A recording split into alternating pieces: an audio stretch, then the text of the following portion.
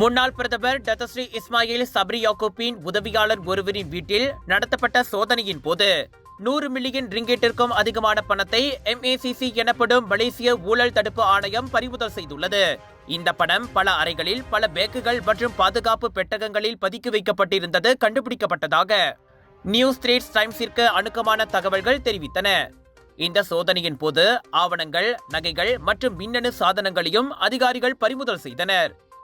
MACCயின் சிறப்பு விசாரணை குழுவால் நடத்தப்பட்ட இந்த சோதனையானது இஸ்மாயில் சப்ரியின் முன்னாள் ஊழியர்களின் அதிகார துஷ்பிரயோகம் மற்றும் பணமோசடி குற்றச்சாட்டுகள் மீதான தொடர்ச்சியான விசாரணையின் ஒரு பகுதியாகும். பல மாத கண்காணிப்பை தொடர்ந்து அந்த முன்னாள் உதவியாளரின் வீட்டில் சோதனை மேற்கொள்ளப்பட்டது. விசாரணை அதிகாரிகள் இப்போது பணத்தின் மூலத்தை ஆராய்ந்து வருவதோடு இதில் அரசியல் நிதிக்கான சாத்தியமான தொடர்புகளும் அடங்கும் என கூறப்படுகிறது. பறிமுதல் செய்யப்பட்ட நிதி தொடர்பாக முன்னாள் பிரதமரின் ஊழியர்களில் ஒரு முக்கிய நபரின் பங்கு குறித்த விசாரணையும் அடங்கும். இஸ்மாயில் சப்ரி பிரதமராக இருந்தபோது அவருக்கு உதவியாளர்களாக பணியாற்றிய 4 பேர் கைது செய்யப்பட்டதை நேற்று MACC தலைமை ஆணையர் தான்ஸ்ரீ அசாம்பாக்கி உறுதிப்படுத்தினார்.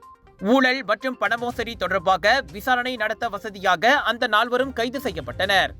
இஸ்மாயில் சப்ரி சனிக்கிழமை காலை வீட்டில் சரிந்து விழுந்ததை தொடர்ந்து கோத்தா டமன்சாரா மருத்துவமனையில் அனுமதிக்கப்பட்டார். இது உயர் ரத்த அழுத்தம் காரணமாக ஏற்பட்டதோடு தற்போது இஸ்மாயில் சப்ரியின் உடல்நிலை சீராக இருப்பதாக அவரது செய்தி தொடர்பாளர் அஸ்ரான் ஃபித்ரி ரஹீம் தெரிவித்தார். உங்கள் சிறந்த ஆரோக்கியத்திற்கு அளவான எண்ணெயுடன் சிறந்த முறையில் தயாரிக்கப்பட்ட சைவம் அசைவத்திற்கும் பொருந்தும் சூப்பர் ஊறுகாய், பச்சை கொடி சிவப்பு மீன் சின்னம் கொண்ட ஸ்ரீ மீனாட்சி ஊறுகாய்.